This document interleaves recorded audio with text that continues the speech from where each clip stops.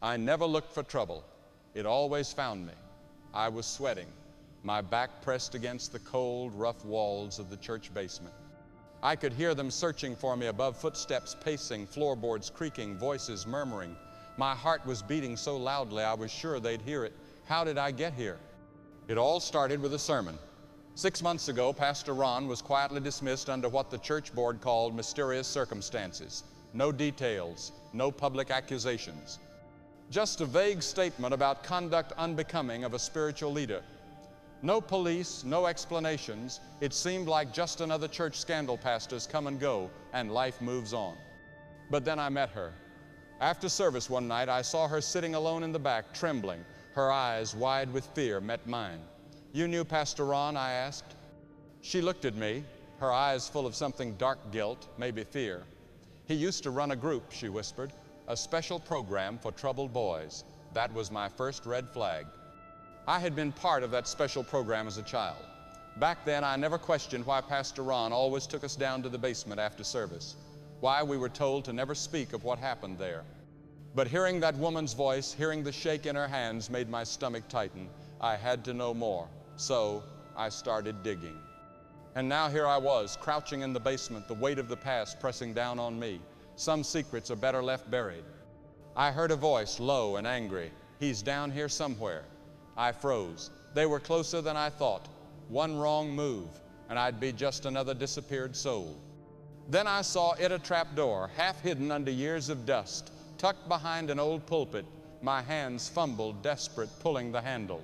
A silent prayer escaped my lips as I opened it. The stench hit me, first damp earth, decay, something dark. My breath caught in my chest as I slipped inside and quietly closed the hatch above me. Darkness enveloped me. I reached for my phone, but there was no signal, only silence, and then whispers, not from above, but from below.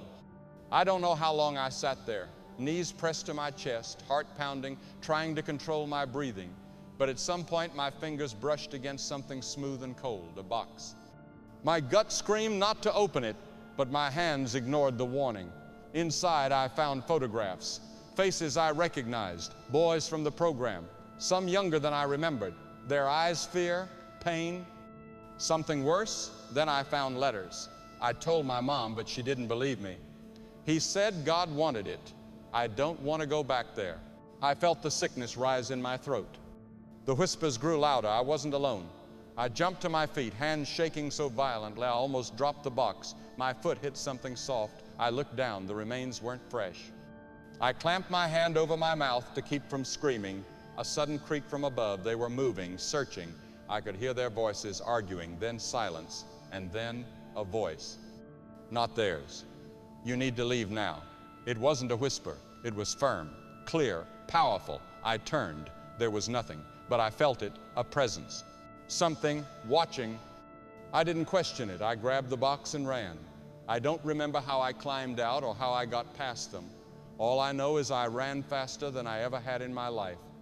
My lungs burned, my legs ached, but I didn't stop until I reached my car. The next day, I went to the police. They investigated quietly, too quietly. A week later, 2 church elders resigned without explanation. A month later, a new pastor arrived on who never mentioned Pastor Ron's name. The basement was sealed. The program erased from the church's history. And me, I left town, started fresh, tried to forget. But some nights when I close my eyes, I still hear the whispers. I still feel that presence in the dark. And I wonder, did I really escape in time? Or is something still down there waiting for me to return?